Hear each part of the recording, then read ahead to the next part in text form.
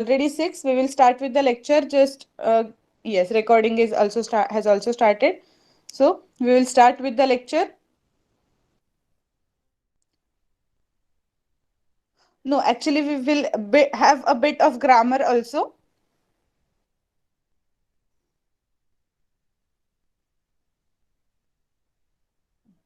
Screen दिसतोय?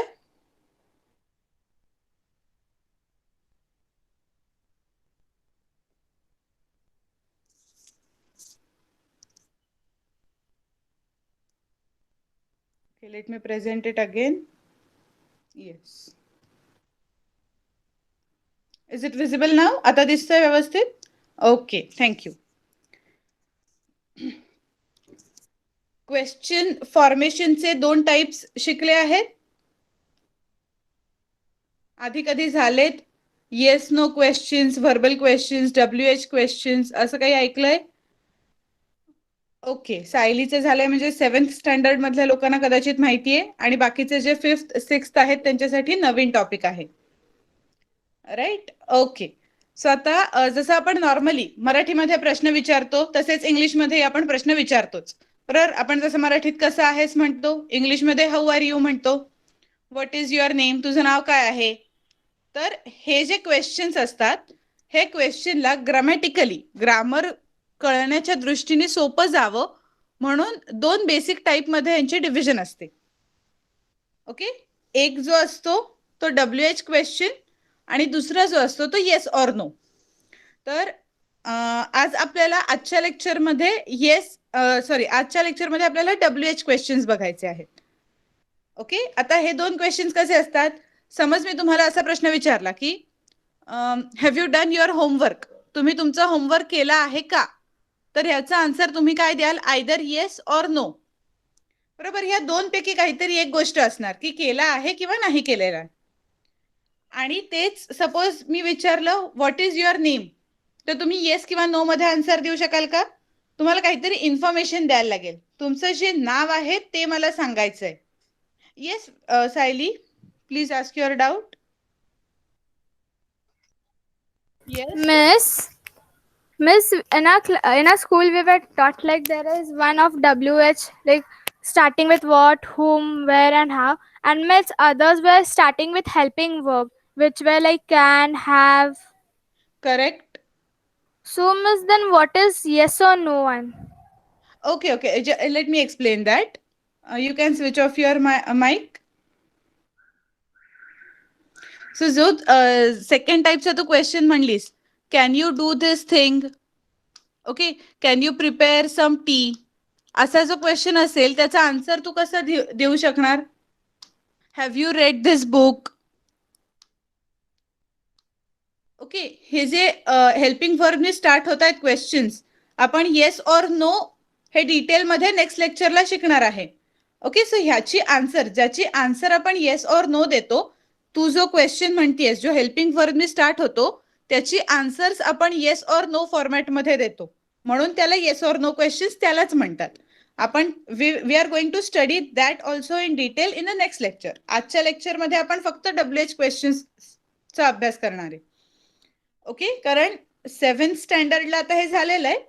But okay, yes, so you have doubt steel? Sayali, you still have doubt?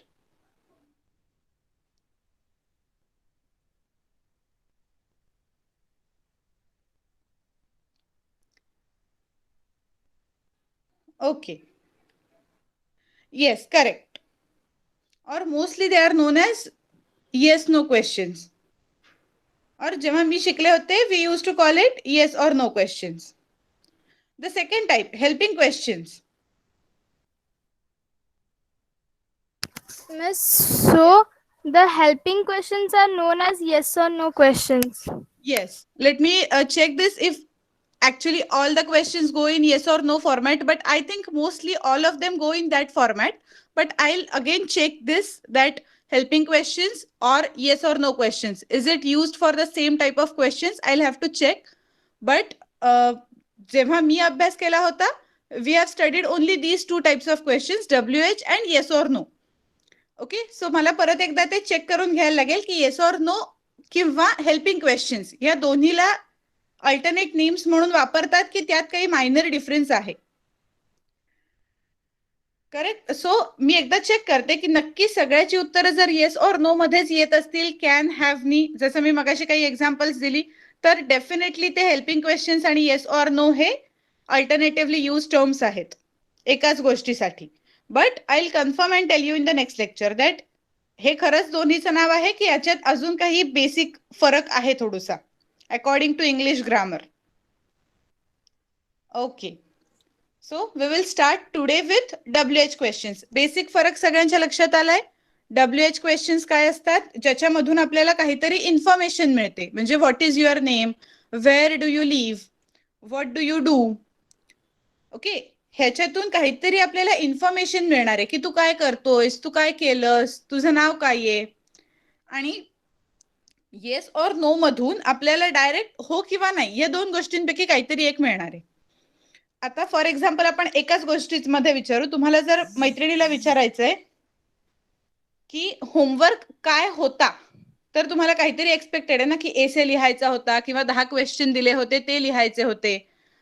तेव्हा तुम्ही विचारणार homework काय होता, बरोबर. आणि दुसरीकडे तुम्ही काय विचारणार, जर तुम्हाला फक्त होमवर्क होता की नाही हे विचारायचंय तेव्हा काय विचारणार, होमवर्क होता की नाही. जेव्हा तुम्हाला आन्सर मध्ये फक्त हो किंवा नाही एवढ्या दोनच गोष्टींपैकी काहीतरी एक एक्सपेक्टेड आहे. ओके. सो ज्याच्यामधनं आपल्याला डिटेल्ड इन्फॉर्मेशन हवी आहे त्याच्यासाठी आपण WH क्वेश्चन्स वापरतो. आणि ज्याच्यामध्ये आपल्याला फक्त हो किंवा नाही एवढंच उत्तर हवंय, त्याच्याशी रिलेटेड पुढचा प्रश्न फॉर्म व्हायचा आहे अजून, तेव्हा आपण त्याला येस और नो क्वेश्चन म्हणतो. ओके. सो नाव आपण आज WH क्वेश्चन्स डिटेल मध्ये शिकणार आहे आणि येस और नो क्वेश्चन्स आपण पुढच्या लेक्चर मध्ये शिकूया. आणि तेव्हाच आपण बघूया की त्याला हेल्पिंग क्वेश्चन्स असं म्हणतायत की नाही. Yes, correct Sayali. Can I help you? We can answer it as yes और नो. ओके. कोणाचा तरी माईक ऑन झालाय तो फक्त ऑफ करा.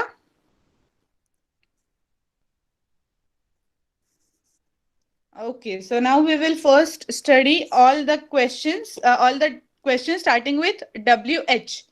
तर आता ह्याला WH क्वेश्चन्स का म्हणतात आणि त्यातून काय काय कळतं.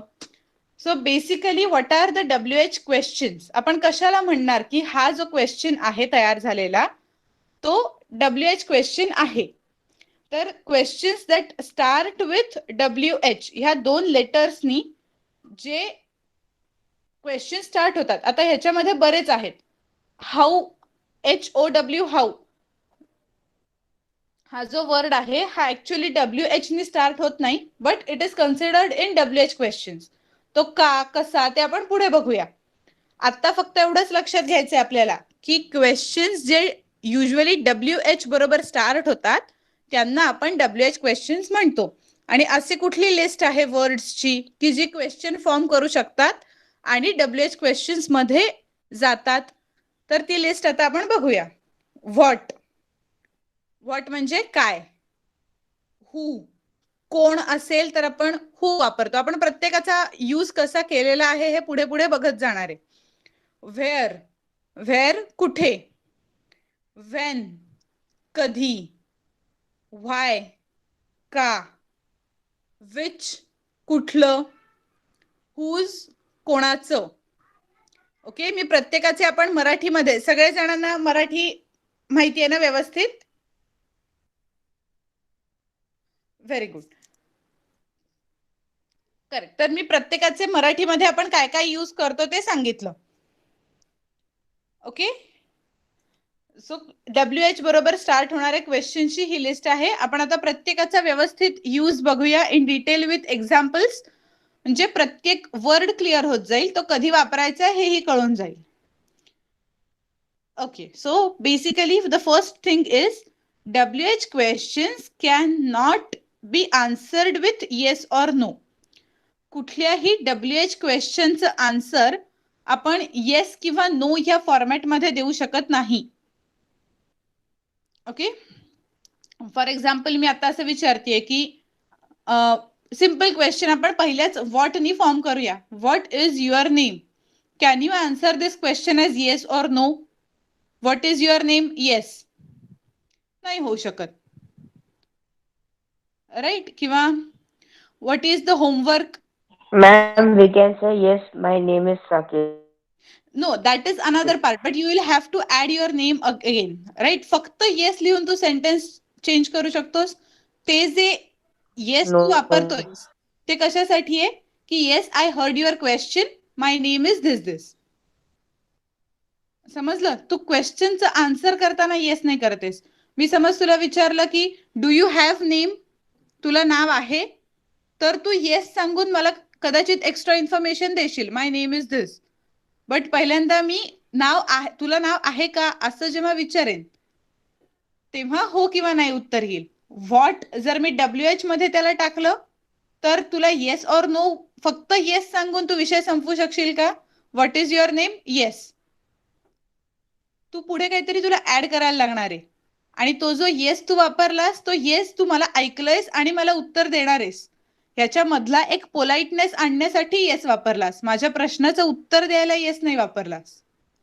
Have you understood the difference between two? Perfect. So फक्त एक शब्द येस किंवा नो ह्याच्यापैकी काहीतरी एक वर्ड वापरून आपण ज्यांचे आन्सर्स करू शकणार नाहीये असं WH क्वेश्चनचा फॉर्मॅट असतो. The WH questions give you information.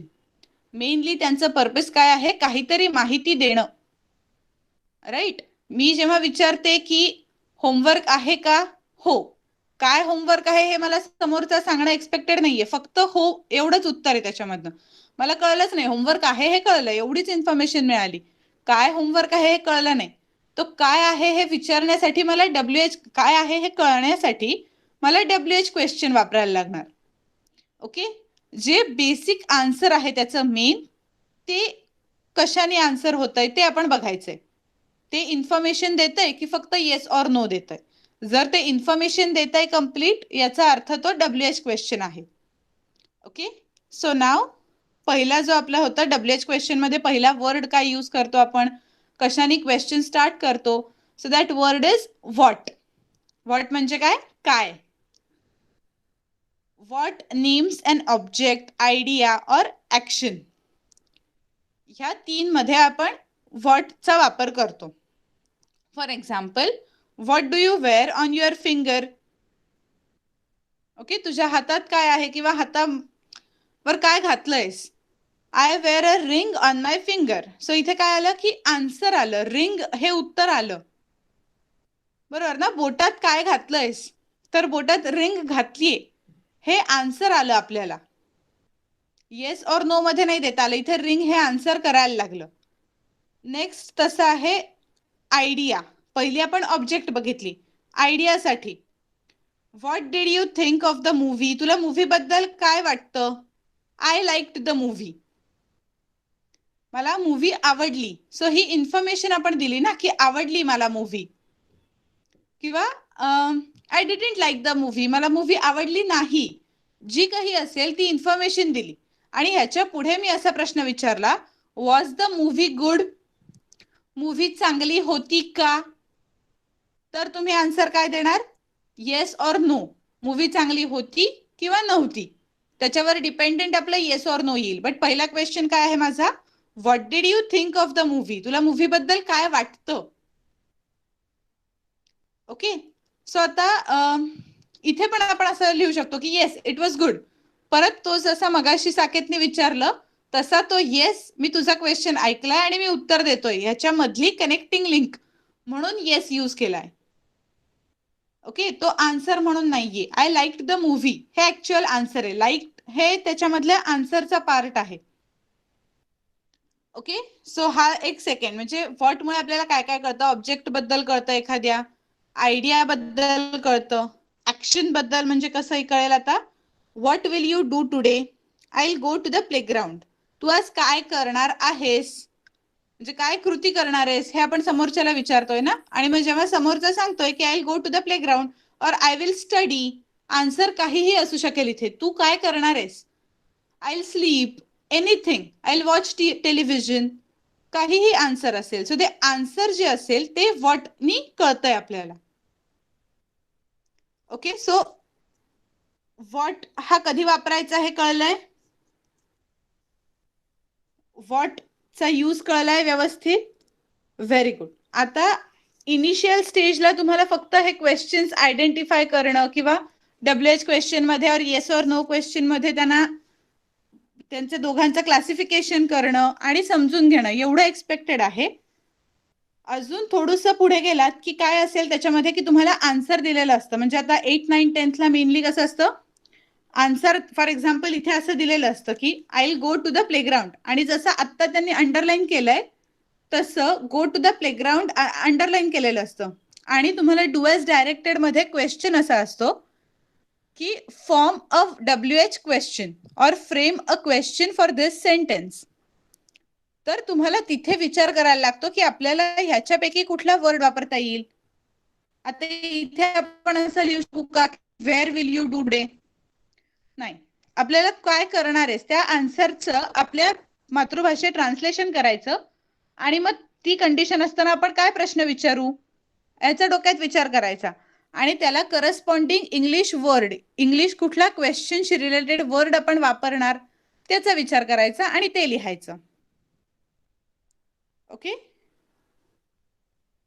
किंवा येस, इथे आता असंही होऊ शकतं, I will go to the playground, where will I go,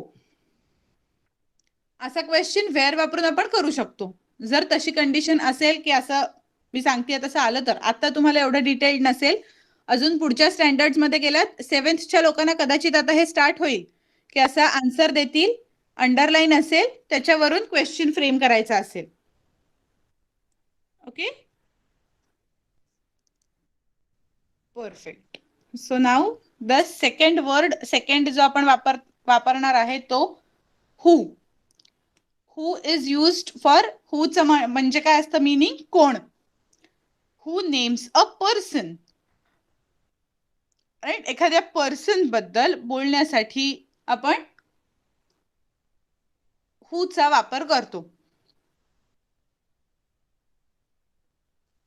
so who went on vacation म्हणजे आपल्याला पर्सनल इन्फॉर्मेशन जिथे हवी असते तिथे आपण हूचा वापर करतोय. For example, who went on vacation असा क्वेश्चन असेल, दी फॅमिली वेंट ऑन वेकेशन, कुठली तरी फॅमिली सुट्टी सेलिब्रेट करायला गेली, बाहेर वेकेशनवर गेली, असं आपण आन्सर मध्ये सांगतोय. Okay, who is your room partner or who is your benchmate, who is your best friend, असे जेव्हा क्वेश्चन्स येतील तेव्हा आपल्याला त्या व्यक्तीचं नाव सांगायचं असतं, बरोबर. सो जिथे व्यक्तीचं नाव सांगायचं असतं तिकडे आपण हे वापरतो. ओके, तसा आता एक जोक सगळीकडे सर्क्युलेट होतोय, तिथे तुम्ही हू वाचलं असेल. हू declared corona as a pandemic, असं वाचलं कुठे व्हॉट्सअपवर वगैरे?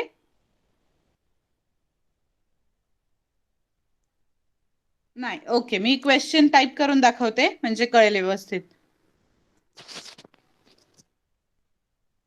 हू डिक्लेअर्ड कोरोना ॲज पॅन्डेमिक. तर आता इथे ऍक्च्युअल आन्सर एका व्यक्तीने सांगितलंय का की कोरोना पॅन्डेमिक आहे? तर नाही, कोणी सांगितलं आणि त्याच्या आन्सर मध्ये असं येतं, हू declared corona as pandemic.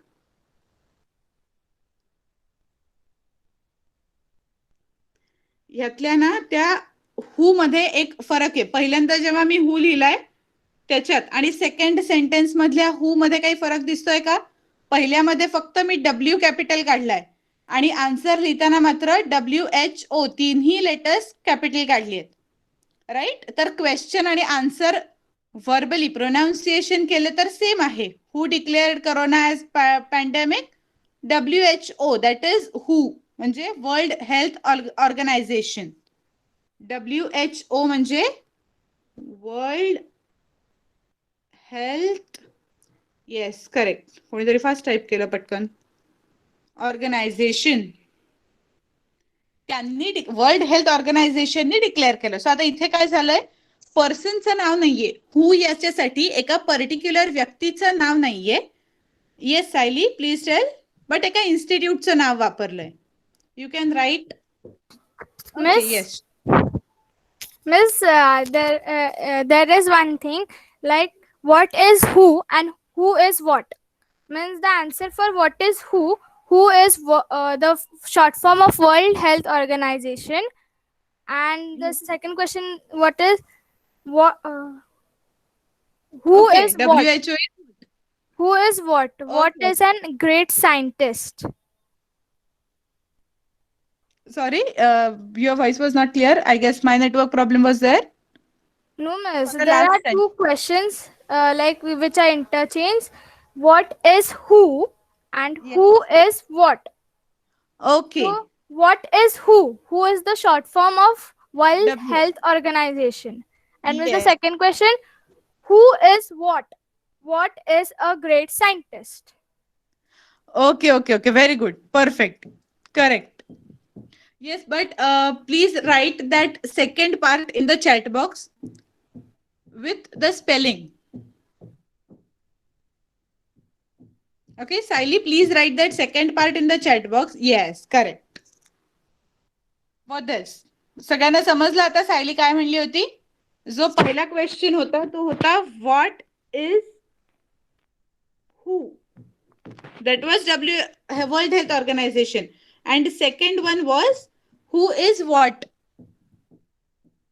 Okay, so scientist. Scientist name. जेव्हा स्पेलिंग बघणार आहे आपल्याला कळणार आहे, नुसतं ऐकून आपल्याला प्रोनाउन्सिएशन सेम राहणार. I have a doubt. Okay, Saket बोलल्याप्रमाणे व्हॉट इज युअर नेमचा आन्सर आपण yes my name is Aditi असं दिलं तर त्या आन्सर मध्ये येस आलं आहे, तर त्या आन्सरला हा ऐक आता अदिती, त्याला आपण येस ऑर नो मध्ये बघणार नाही, आपण त्याला WH क्वेश्चन्स मध्येच बघणार. कारण जरी तू आन्सर असं देतीयस की yes my name is Aditi, but can you stop after saying yes. मी तुला असं सांगितलं की व्हॉट इज युअर नेम आणि तू मला उत्तर दिलंस येस, तर मला जे हवं होतं ते मला कळलं. मी जो प्रश्न विचारला होता त्याचं मला उत्तर मिळालं नाही. बट त्याचं उत्तर मिळण्यासाठी मला काय लागलं? तुझं पूर्ण नाव लागलं ना तिथे. माय नेम इज आदिती हे तुला पुढे सांगायला किंवा लिहायला लागलं. येस ऑर नो मध्ये तुला बाकी काहीच लिहायला लागणार नाहीये, unless you want to give an extra information. Basic information तुझी क्लिअर होऊन जाते फक्त येस किंवा नो म्हणल्यावर, बाकी येस ऑर नो क्वेश्चन्स मध्ये.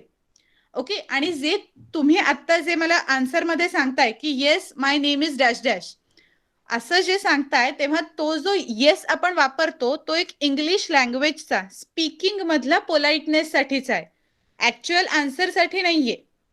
फॉर एक्झाम्पल, आता आपल्याला ऑनलाईन कॉन्व्हर्सेशन करायचंय, मी तुझा इंटरव्ह्यू घेतेय. ओके, आणि मी विचारलंय तुला की what is your name. Yes my name is this. Okay, तर तेव्हा तू ऍक्च्युअल आन्सर फक्त माय नेम इज असं म्हणू शकतेस. बट जो मधला येस तू वापरला होतास तो कशासाठी होता? तर yes you have heard my question, तो एक पोलाइटनेस दाखवण्यासाठी आहे.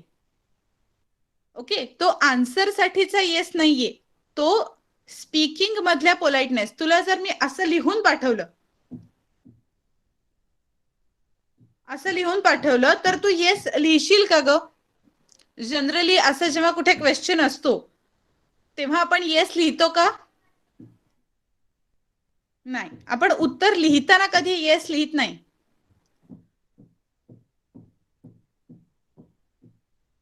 करेक्ट. आतापर्यंत तुम्ही जे फर्स्ट टू फिफ्थ साठी मी सांगते की पहिलीपासून चौथीपर्यंत आपण दरवेळेला ही आन्सर्स लिहितो. What is your schools name, what is your name, what is your sir name. आपण तेव्हा कधी येस असं म्हणून कॉमा करून पुढे नाव नाही लिहित. आपलं बोलताना असं होतं, आणि मोस्टली समोरासमोर बोलताना पण नाही होत, फोनवर बोलताना किंवा इंटरव्ह्यू देताना, ओरल तुमची जेव्हा व्हायवा असते तेव्हा ह्या गोष्टी होतात की आपण येस म्हणून पुढचा ऍड करतो. तर तो जो येस आहे that is for showing your politeness and not as a answer. तिथे आन्सर संपत नाही. जसं आता हाच फरक समजून देईल सगळं की डू वी हॅव होमवर्क, आम्हाला होमवर्क आहे का, याचं आन्सर मी सपोज नो दिलं तर पुढे काही डिस्कशनसाठी विषय राहील आपल्याला. डू वी हॅव होमवर्क, असा समज तुम्ही मला विचारलं आणि मी आन्सर दिलं नो, तर आपल्याला पुढे डिस्कस करायला काहीच राहत नाहीये. राईट. मी समज सांगितलं येस, मी आन्सर दिला येस आणि फुल स्टॉप. मला अशी इच्छा नाहीये की मला असं एक्सपेक्टेड आहे की तुम्ही मला पुढनं समोरनं विचारावं काय होमवर्क आहे, त्याच्याशिवाय मी सांगणार नाही. मी येसला थांबेन. तर unless and until you ask me second question की व्हॉट इज द होमवर्क, तोपर्यंत मी सांगणार नाही. Do we have homework? Yes. काय आहे ते तुमचं तुम्ही बघून घ्या, मी नाही सांगणार. ओके. पण समज मला सांगायचं असेल की येस तुम्हाला आज एक एसे लिहायचा आहे, हा होमवर्क आहे, असं सपोज मला सांगायचं असेल तर ती दिलेली मी एक्स्ट्रा इन्फॉर्मेशन आहे. बेसिक आन्सर फक्त येस हेच आहे, जे की वरच्या क्वेश्चनला क्लॅरिफाय होत नाही.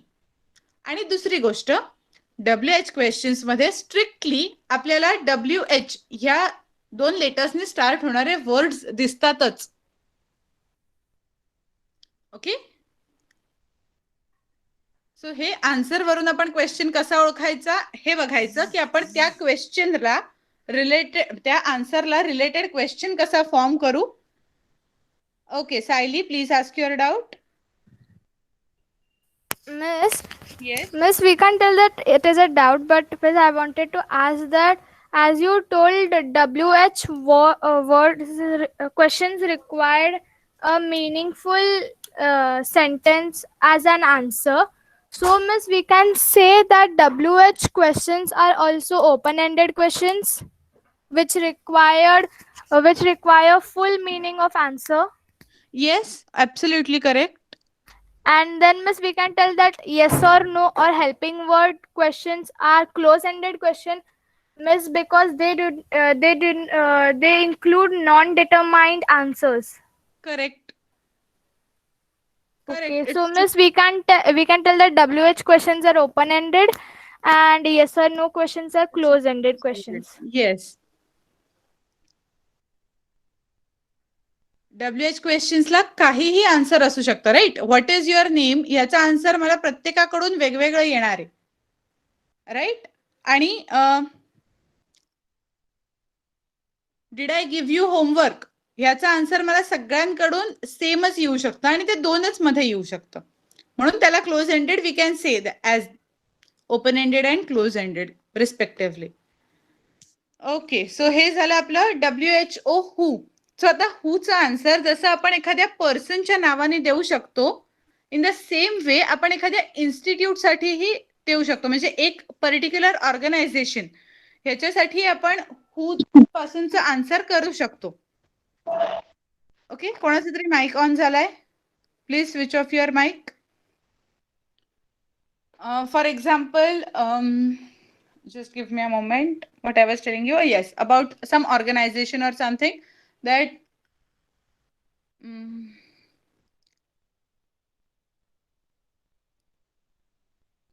who is searching for a vaccine. आता who is searching for a vaccine साठी आपण एखाद्या व्यक्तीचं नाव नाही देणार आहे. In India Serum institute of India is working for a vaccine असं आपण म्हणू, तेव्हा सिरम हे एक इन्स्टिट्यूटचं नाव आपण देणार आहे. राईट. कोण वॅक्सिनसाठी काम करतोय तर एका पर्टिक्युलर व्यक्तीचं नाव नाही, आपण एका इन्स्टिट्यूटचं नाव देतोय, एका ऑर्गनायझेशनचं नाव देतोय, तिथे सुद्धा हूच येतं. नाहीतर परत तुमच्या डोक्यात असा डाऊट येईल की हू हे फक्त आपण व्यक्तीसाठीच वापरतो का, तर नाही, एखाद्या ऑर्गनायझेशनसाठी कोण असं व्यवस्थित लक्षात ठेवा. हू इज इक्वल टू मराठीमधला आपला कोण, कोण काम करतंय, हे कोणी लिहिलंय. सो आता हे कोणी लिहिलंय याच्यामध्ये कदाचित 4 मुलं असतील, सो दीज 4 स्टुडंट्स असंही आन्सर असेल. एका पर्टिक्युलर व्यक्तीचं नाव पाहिजे असं नाही, कोण हे हू ऍड्रेस करतो, हू हा question. Okay. So who is crying, the baby is crying. कोण रडतंय, बाळ रडतंय. हे जेव्हा आपल्याला सांगायचंय तेव्हा आपण WHO question that is who हा फॉर्म घेऊन क्वेश्चन फॉर्म करणार. Okay. So the next question is where. Question word is where. वेअरचा मीनिंग आहे कुठे. मराठीमध्ये लक्षात ठेवा कुठे. So the where names a place or location. एखाद्या जागेबद्दल माहिती द्यायची आपल्याला, प्लेस किंवा लोकेशन कुठली आहे त्याच्यासाठी आपण वेअरचा यूज करणार आहे. Okay. For example, where did you go I went to the pool in the park. तू कुठे गेलास? कोणाचं माईक ऑन आहे?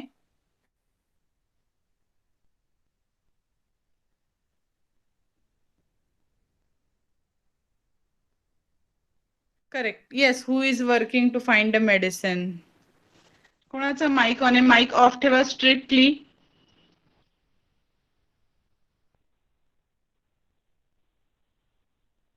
Okay, so where names a place or location. Where did you go? I went. तुम्ही जागेबद्दल जेव्हा आपण सांगतो एखाद्या लोकेशन बद्दल सांगतोय, at that time we are going to use the word who. Sorry, at that time we use the word where. कुठे हे जागेसाठी आपण वापरणार. Where do you stay? Where do you live? Okay, so तेव्हा आपण where आणि कुठे याचा वापर करणार आहे. प्लेस और लोकेशन ह्याच्यासाठी वेअर वापरतोय आपण. Next, where is my hat? Your hat is in the closet. माझी टोपी कुठे आहे? तर कुठे आहे हे आपण एखादी लोकेशन सांगतो ना, की कपाटात टोपी ठेवलेली आहे, हे त्याचा आन्सर येतं. म्हणून तिथे वेअर किंवा कुठे हा वर्ड यूज केला जातो. जसे आपण मराठीत हे कोण, काय, कुठे हे शब्द वापरतो आणि ते टिपिकल आहेत, बरोबर. इथे आपण हु इज माय हॅट असं नाही म्हणू शकत. जसं मराठीमध्ये माझी टोपी कोण आहे असं विचारू का आपण? आपल्याला जर तिची लोकेशन हवी आहे, आपण जसं तिथे कुठे वापरतो, सेम वे आपल्याला इथे कंपल्सरी वेअरच वापरायचंय. ओके, सो ह्या वर्ड्सचे टिपिकल मिनिंग लक्षात ठेवा. आणि जसं जसं आपलं इंग्लिशचं वाचन लिखाण वाढत जाईल तसे तसे आपोआप लक्षात येत जातील. मराठी काही तुम्हाला कोणी आईने असं बसून शिकवलेलं नाहीये की तुला कोण समोरच्याचं नाव विचारायचंय तर तू काय वापर, काय ह्या वर्डचा उपयोग कर. तुला कुठे राहतेस विचारायचंय म्हणजे राहण्याचं ठिकाण समजून घ्यायचंय तर कुठे हा शब्द यूज कर. असं आपल्याला मराठी शिकवलेलं नाहीये. आपण तुम्ही बोलायला लागला त्याप्रमाणे आपलं आपण समजत गेलो ना, राईट. तसंच ह्याचंही हळूहळू होणार इंग्लिशचंही. बट नवीन लँग्वेज आहे आणि आपल्याला बेसिक पासून स्टार्ट करायचंय, म्हणून थोडेसे हे वर्ड्सची ओळख करून घ्यायची. त्यांचा व्यवस्थित वापर हा नंतरच होणार, हा सवयीनेच होणार. ओके, थोडेसे ऍटलिस्ट वर्ड आपण कंप्लीट करूया आणि मग we will move on to reading and speaking.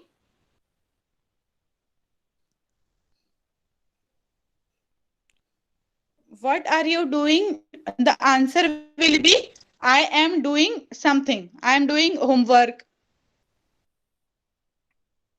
Okay, so हे जे खाली व्हॉट आर यू डुईंगच्या खाली dash dash dash are you doing आहे ना, ते नाही येणार. म्हणजे are you writing that for the answer? What are you doing हा क्वेश्चन बरोबर आहे.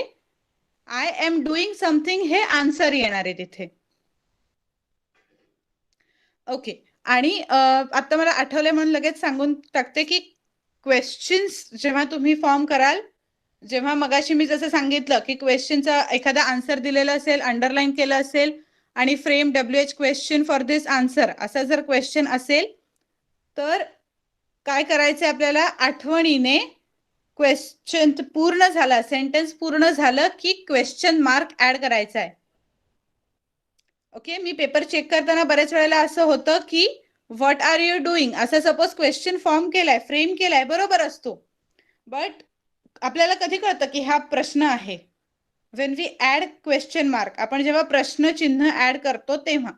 करेक्ट. हु आर यू असा प्रश्न विचारलाय तर तिथे सपोज एक्झाम मध्ये काय होतं, एक्झामच्या टेन्शन मध्ये लिहिलं तर जातं हु आर यू, त्याच्या पुढे फुल स्टॉप दिला जातो. It is not expected. Okay, you should add question mark. जर एक्झामिनरचा मूड वेगळा असेल तर तो कदाचित हाफ मार्क कट करू शकेल की क्वेश्चन विचारला होता आणि क्वेश्चन मार्कच दिलेला नाहीये. ओके, सेकंड वे असंच सेम आता आपण अजून शिकलेलं नाही, बट एक्सक्लेमेटरी मार्क टाकून जी सेंटेन्सेस तयार करायचे असतात, सेम रूल. जेव्हा एक्सक्लेमेटरी मार्क एक्सपेक्टेड आहे तिथे एक्सक्लेमेटरी मार्क द्यायचा. एक्सक्लेमेशन मध्ये जेव्हा सेंटेन्स चेंज होईल, हे थोडंसं पुढे आहे, तुम्हाला 7वीच्या मुलांसाठी हे गरजेचं आहे जे मी सांगतेय ते. बाकी अजून 5वी 6वी तुम्ही लक्षात ठेवलं तरी काही फरक पडणार नाही, आतापासूनच उलट लक्षात राहील. Yes, oh it's wonderful. आणि असे 2 नाही द्यायचे उगाच, 2 क्वेश्चन मार्क असं व्हॉट्सअप लँग्वेज नाही लिहायला जायची तिथे. एक एकच क्वेश्चन मार्क एक्सपेक्टेड आहे, जिथे एकच एक्सक्लेमेटरी मार्क एक्सपेक्टेड आहे, एकच द्यायचं. ओके, आपल्याला कारण हाताला आता ह्याची सवय लागलेली असते, व्हॉट्सअपची, फेसबुकची, की जिथे आपण भरपूर सारे ते काय फक्त क्लिक करायचं असतं, करत जातो. बट नाही, एक्झाम मध्ये लिहिताना एक्झाम पॉइंट ऑफ व्ह्यूनीच लिहायचंय. करेक्ट. येस, वाव जसं लिहिलंयस तसं, फक्त आता हे तुम्ही एखाद्या वर्ड साठीचे एक्सक्लेमेटरी मार्क वापरताय. आपण जसे आता क्वेश्चन फॉर्मेशन शिकलो, करेक्ट, तसेच आपल्याला एक्सक्लेमेटरी मार्क्स म्हणजे एक्सक्लेमेटरी सेंटेन्सेस फॉर्मेशन पण शिकायचंय, तेव्हा याचा यूज. आता फक्त क्वेश्चन मार्कचा लक्षात ठेवा. Very good. सो आता अजून थोडीशी आपण क्वेश्चन्स करूया. Where is used for location. इथपर्यंत लक्षात आलं? व्हॉट म्हणजे काय, ते आपण कधी यूज करतो? एखादी ऑब्जेक्ट, एखादी आयडिया, त्याच्याबद्दल आपल्याला बोलायचं असेल तर आपण हे आन्सर मध्ये येणार असेल तर आपण व्हॉट नी सुरू होणारा प्रश्न विचारतो. नेक्स्ट होतो हू, कोण, एखाद्या व्यक्तीबद्दल, एखाद्या ऑर्गनायझेशन बद्दल आपल्याला जर माहिती हवी असेल तर आपण हू नी तयार होणारा प्रश्न वापरतो. आणि वेअर म्हणजे कुठे, एखादी लोकेशन ट्रेस करण्यासाठी किंवा एखाद्या गोष्टीची कोण कुठे राहतंय, लोकेशन आणि प्लेस, ह्याच्यासाठी आपण मेनली वेअर हा वर्ड यूज करणार आहे. Okay, so now the next one is when, कधी. So when names a time, वेळ दर्शवण्यासाठी आपण व्हेनचा वापर करतो. When did you get home from school today, तू शाळेतूनच घरी कधी आलास? I got home from school at 3 PM. जी काही वेळ असेल ती आपण सांगणार. ओके, जशी वेळ असते तशी दिवस, महिना, वर्ष हे सुद्धा व्हेन मध्ये जातात. ओके, नाहीतर फक्त घड्याळाचेच आकडे धराल व्हेन मध्ये, तसं नाहीये. व्हेन मध्येच आपण टाइम म्हणजे कुठला, दिवस, days, weeks, months, years, all go in when. व्हेननीच आपण क्वेश्चनची स्टार्ट करणार. For example, when will you start studying, तू अभ्यास करायला सुरुवात कधी करणार आहेस? I will start from Monday. Okay, तर आन्सर होतं तुमचं दिवसाचं, एखाद्या पर्टिक्युलर दिवस होता, सोमवार पासून, आणि त्याच्यासाठी तुम्ही जो क्वेश्चनचा वर्ड वापरला होता तो व्हेन होता. ओके, आणि समज मी असा क्वेश्चन विचारलाय, when are you going to study today, आज तू कधी अभ्यास करणार आहेस, तर आन्सर मध्ये टाइम येईल. I will be studying at 7 PM, तर तेव्हा टाइम येईल. When you moved in Mumbai, असा समज मी प्रश्न विचारते की तुम्ही मुंबईला कधी शिफ्ट झालात, तर तिथे काय होईल, आता जर त्या दिवसासाठी स्पेसिफिक असेल, depending on the situation, shift झाला याचा अर्थ 1 आठवड्याभरापूर्वी, 1 महिन्याभरापूर्वी, काही वर्षांपूर्वी, असं काहीही आन्सर असेल. Right. So depending on situation त्याचा आन्सर मध्ये आयदर घड्याळातले कुठला तरी नंबर, एखादा दिवस, एखादा आठवडा, एखादा महिना किंवा एखादं वर्ष, हे त्याच्यावर डिपेंडेंट राहील आणि ते सगळं आपल्याला व्हेन नी आन्सर करता येणार आहे. Okay, then when do you wake up. आता इथे पण बघा, I wake up early in the morning, the time is not provided. I wake up at 5, I wake up at 6, I wake up at 10, असं काहीच नाही दिलेलं. I wake up early in the morning, time नाही specify केला, but दिवसातली कुठली वेळ हे आपल्याला कळतंय. Is it clear? Correct. When is your class? Correct. When are you going to picnic? Perfect. So you are able to form the questions now. फक्त आता इथे जो प्रश्न असतो तो आता शिकताना सगळं छान छान आहे. पुढे जेव्हा 4 सेंटेन्स आन्सर म्हणून येतात तेव्हा कुठल्या सेंटेन्ससाठी व्हेन वापरायचं, कुठल्या सेंटेन्ससाठी व्हॉट वापरायचं, हू वापरायचं, हे सगळं आपल्याला कशावरून कळेल? एक तर प्रॅक्टिस, आणि दुसरं म्हणजे अर्थ समजून घ्यायचा. जो आन्सरचा सेंटेन्स दिलेला आहे, ज्याच्यासाठी आपल्याला प्रश्न बनवायचा आहे, तो सेंटेन्स समजून घ्यायचा, म्हणजे काम सोपं होणार.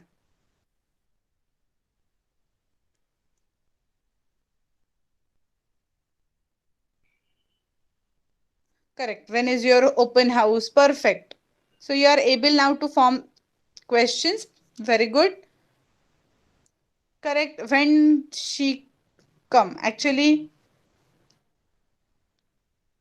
when she comes असं पाहिजे आयदर क्वेश्चन, म्हणजे क्वेश्चनचा फक्त ग्रामर आपण क्वेश्चन साठी कन्सिडर केलं तर व्हेन हे बरोबर आहे, शी इथपर्यंत बरोबर आहे. बट पूर्ण इंग्लिश ग्रामर जर चेक केलं तर we have to either use it as when she comes. कारण आपण मागच्या वेळेलाच बघितलं होतं, ही शी इट असेल तर मेन व्हर्बला आपण एस किंवा ईएस लावतो. Okay, so the correct will be when she comes. When are you going to his house? Correct. This is also correct. Perfect. Okay, so now we have 15 minutes, but I'll have to leave you some early. Okay. एक अजून word शिकूया, मग आपण reading घेऊया. पुढचं आहे Y. Y म्हणजे का.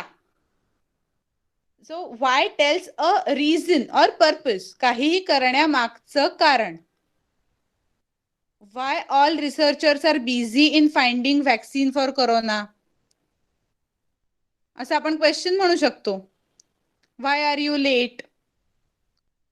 ओके, तर इथे आन्सर मध्ये काय एक्सपेक्टेड आहे, कारण आपल्याला काहीतरी. Why are you late? I was stuck in traffic. हे आन्सर असेल, म्हणजे ह्याच्यामध्ये काहीतरी रिझन आहे, ज्याच्या मागे काहीतरी कारण आहे. कारण सांगण्यासाठी आपण why चा वापर करणार. Okay, why is he leaving? He is leaving to go to work. तो का जातोय? त्याला कामाला जायचं आहे म्हणून. सो ज्याच्या आन्सर मधून आपल्याला कारण काय आहे ते स्पष्ट होईल, असा कुठलाही क्वेश्चन व्हाय नी स्टार्ट होणार, का नी स्टार्ट होणार. Okay, so why tells a reason or a purpose. का, कशासाठी, याचं उत्तर आपल्याला जो वर्ड देतो, जो क्वेश्चन मधला वर्ड देतो, तो वर्ड आहे why. Second, why did you go to the store? तू दुकानात का गेलास? I went to the store because we needed eggs. अंडी आणण्यासाठी मी दुकानात गेलो. ओके, कारणासहित झालंय ना, तू दुकानात का गेलास याचं पूर्ण कारणाबरोबर आपल्याला जेव्हा उत्तर मिळतंय, तेव्हा आपण तिथे असं म्हणणार की why चा वापर करायचा, जेव्हा काहीतरी कारण आहे.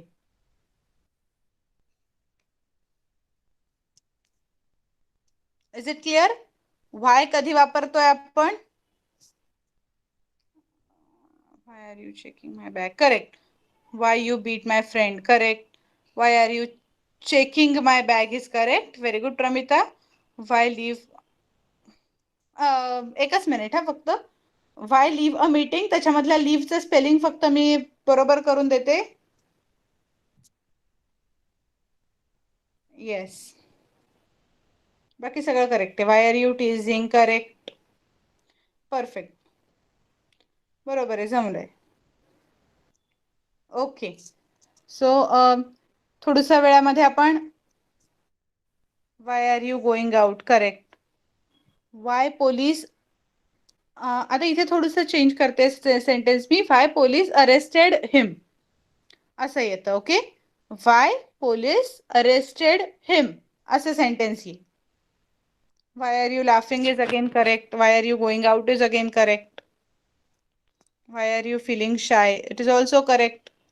परफेक्ट. एक फक्त छोटंसं विच पण शिकून घेऊया आपण.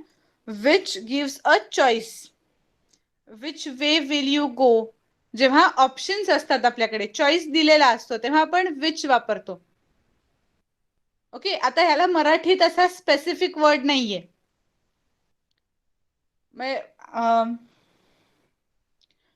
Which way will you go, right or left? I will go left. तू कुठल्या दिशेला जाशील? कुठल्या. त्याच्यासाठी आपण कुठला हा वर्ड वापरू शकतो, बट कुठे हा परत आपण जागेसाठी सुद्धा वापरतो, प्लेससाठी सुद्धा वापरतो. म्हणून सांगते की विचला परफेक्ट अगदी मॅच होईल असा मराठी वर्ड नाहीये, बट विच हा इंग्लिश प्रमाणे लक्षात ठेवा. जेव्हा दोन ऑप्शन्स असतात, जेव्हा आपल्याला चॉईसेस दिलेले असतात, तेव्हा त्यापैकी एक काहीतरी सिलेक्ट करायला आपण विच वापरतो. Which apple do you want? The red apple और द ग्रीन ऍपल? तुला कुठला ऍपल हवंय, रेड वन की ग्रीन वन? तेव्हा आपल्याला आन्सर जे द्यायचं असेल रेड किंवा ग्रीन, त्याच्यासाठी आपण विच ह्याचा वापर करणार आहे. Which colour do you like? Okay, लहानपणी खेळ खेळला असेल ना, which colour do you want? आठवतोय हा खेळ खेळलाय ना?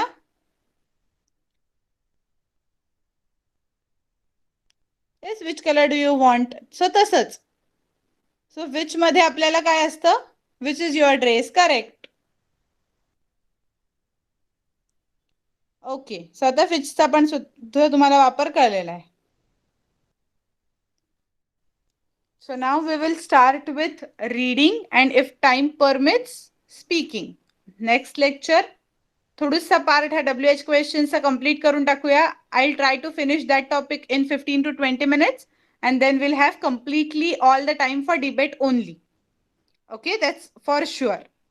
काय होतं ना, ते डिबेट आणि वगैरे केलं की आपले ग्रामरचे टॉपिक्स राहून जाऊ नयेत एवढी माझी अपेक्षा आहे. ग्रामरचे टॉपिक्स संपले की आपल्याला ते सगळं रायटिंग स्किल आणि डिबेट रीडिंग हे सगळ्यासाठी भरपूर टाइम मिळेल. पण ते करत बसलो आणि ग्रामर राहिलं असं नको व्हायला, म्हणून ग्रामर घ्यायला लागतंय. Correct. Which is your favourite dish? Okay, नाही नावं पाठवायची गरज नाहीये. I have the list with me. We will start with Anagha. Anagha, are you there in the lecture? Yes. Yes, very good. Please start reading. The introduction of harmful waste materials that are hazardous to life, the natural world, and our activities is commonly known as pollution. Pollution has harmful effects on the ecosystem. It disturbs the balance of biosphere in which living beings survive. Yes. Please continue. This imbalance of oxygen, nitrogen, carbon dioxide, argon, and water vapor causes discomfort to all living organisms on the planet. It depletes the ozone layer over the earth that defends us from the demanding ultraviolet rays of the sun. The Okay. major types Yes, yes, you can stop now. Perfect. You read well. Now the next one is Nidhi. Last lecture ला वाचलं नव्हतंस ना निधी?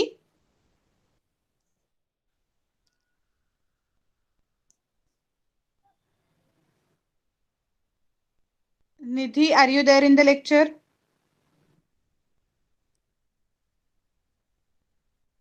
Please write student's name. आत्ता ज्यांनी टाकलंय ma'am मी पण राहिली आहे reading. Rutuja, yes, तुझं नाव आहे लिस्ट मध्ये, येईल. ओके, अजून 1 2 3 4 5 6 7 5 नंतर आहे. वेदिका, तुझं नाव आता लास्टला रीडिंग साठी जाईल. ओके, आपण अल्फाबेटिकली अरेंज केलंय ना. अनघा आता पहिले ए मध्ये आली म्हणून तिचं नाव घेतलंय आपण. निधी नाहीच आहे, अज्युम निधी नाहीये कारण तिचा काही रिप्लाय आलेला नाहीये. Then switch on your mic Nidhi.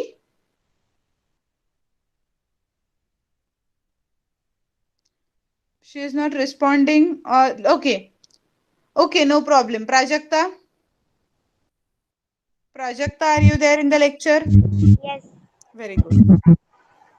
Please start reading from first this imbalance. This imbalance of oxygen, nitrogen, carbon dioxide, argon, and water vapor causes discomfort to all living organisms on the planet. It depletes the ozone layer over the earth that defends us from the damaging ultraviolet rays of the sun. The major types of environmental pollution are air pollution, water pollution, noise pollution, thermal pollution, soil pollution, and light pollution. Okay, very good. You can switch off your mic now. The next one is Pramita. Pramita, please switch on your mic.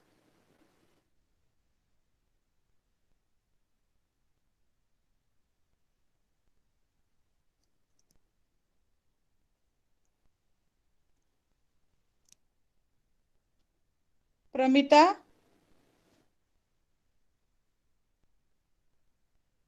Maybe she is having network issues. Okay, no problem. Pramita नंतर Riya. Riya, are you there in the lecture?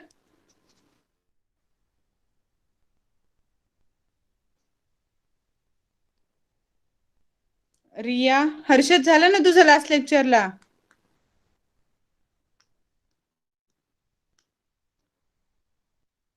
Riya पण नाहीये. Rudra, are you there in the lecture? Yes, ma'am. कोण आहे Rudra? Yes, ma'am. Okay. Please start reading. Environmental. Environmental pollution is caused by deforestation and hazardous gases emissions. Air pollution is caused by the smoke emitted by cars, buses, trucks, trains, and factories. This is known to cause lung cancer, asthma, allergies, and various skin and breathing problems, along with severe and irreparable Irreparable. damage to flora and fauna. Water pollution is caused by the industrial waste products are released into lakes, rivers, and other water bodies. This is destructive for. Ma'am, next slide. नाही, it's okay. Bus. Harsh, your reading is remaining. I think team was there up in the list. You were there. Were you there in the last lecture? मागच्या लेक्चरला होता Harsh? Okay, त्याच्यामुळे राहिलंय. Open teacher. Okay, होतास last लेक्चरला. मग काय माहिती, मग तुझं झालेलं असायला पाहिजे, कारण माझ्याकडे लिस्ट प्रमाणे माहिकापर्यंत झालंय. प्रमिता, कॅन यू हिअर नाव? Because your reading is remaining. Can you switch on your mic? Yes, please switch on your mic. If there is network issue, then we will take it in the next lecture. But please try to at least try in this lecture.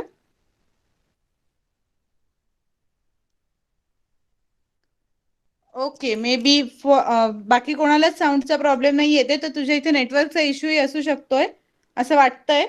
So मग next लेक्चरला आपण तुझं reading घेऊया. Okay, no problem. आता बाकी पुढे लिस्टमध्ये रुजुला, ऋतुजा, साकेत, सायली यांचं next time reading होईल. ओके, सो बाकीच्यांचं. आणि स्पीकिंग, साकेत तुझं स्पीकिंग राहिलंय अजून. शार्विनचं आय गेस झालेलं आहे. शार्विनचं पुढे येईल साकेत नंतर. ओके, नेक्स्ट लेक्चरला होऊन जाईल मग ते. ओके, नेक्स्ट लेक्चरला आपण थोडा वेळ पहिले ग्रामरसाठी थोडंसंच वेळ देऊया आणि बाकी सगळ्यासाठी जास्ती देऊया. ओके, माझा एवढाच हेतू आहे की आपलं ग्रामर मागे राहून नाही गेलं पाहिजे. नंतरची हवी तर आपल्याला जी लेक्चर्स राहतील त्या सगळ्यामध्ये आपण रीडिंग, स्पीकिंग, डिबेट घेऊ शकतो. बट आता सगळं ते घेत बसलो आणि मेन ग्रामरचा पोर्शन राहून गेला, असं नको व्हायला. येस, शार्विनचं स्पीकिंग झालंय, I know. Till Sayali speaking is done for all. सायलीपर्यंत सगळ्यांचं झालेलं आहे. ओके, सो आता आपण आता थांबूया. नेक्स्ट लेक्चरला भेटूया next Saturday. Thank you and bye.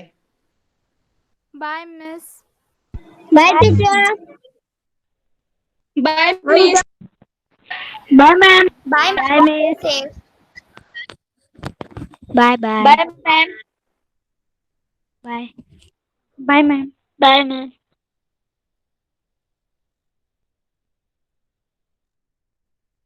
Bye, ma'am. Bye, teacher.